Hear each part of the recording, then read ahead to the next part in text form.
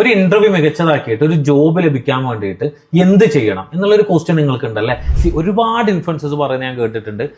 ഏറ്റവും നല്ല രീതിയിൽ CV ക്രിയേറ്റ് ചെയ്യുക, അതിൽ ഫോണ്ട് ചെറുതാവണം, അതുപോലെ തന്നെ ടൈറ്റിൽ വലുതാവണം, പിന്നെ ഇന്ന ഡീറ്റെയിൽസ് കൊടുക്കാൻ പാടില്ല, ഇന്ന ഡീറ്റെയിൽസ് കൊടുക്കണം, പിന്നെ സൈക്കോളജിക്കലി നല്ല രീതിയിൽ അപ്രോച്ച് ചെയ്യണം, അതുപോലെ തന്നെ വെൽ ഡ്രസ്ഡ് ആയിരിക്കണം. തേങ്ങയാണ്, നിങ്ങൾക്ക് ഒരു ജോബും കിട്ടാൻ പോകുന്നില്ല. ഇന്നത്തെ സിനാരിയോയിൽ ഇന്നത്തെ മാർക്കറ്റിൽ അവർക്ക് വേണ്ടത് നിങ്ങൾക്ക് കഴിവുണ്ടോ എന്നുള്ളതാണ്. അവർ ക്രോസ് ചെക്ക് ചെയ്യുന്നുള്ളത്. അവിടെ നിങ്ങൾ കൃത്യമായിട്ട് നിങ്ങൾ അപ്ലൈ ചെയ്യുന്ന ഡൊമൈനിൽ നിങ്ങൾക്ക് നോളജ് ഉണ്ടാവണം.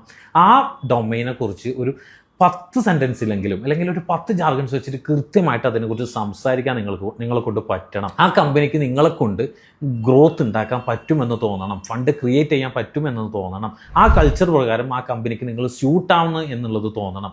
അതിനു വേണ്ടിയിട്ട് CV എന്ന് പറയുന്നത് ഒരു ജസ്റ്റ് എ തിങ് എന്നുള്ളതാണ്. ഓക്കെ, അതിനപ്പുറം ഈ പറയുന്ന കാര്യങ്ങളൊക്കെ മാച്ച് ആകുമ്പോൾ മാത്രമേ ഒരു ജോബ് എന്ന് പറയുന്ന ഒരു ഏരിയയിൽ നിങ്ങൾക്ക് മികച്ചതായിട്ട് വരാൻ പറ്റത്തുള്ളൂ.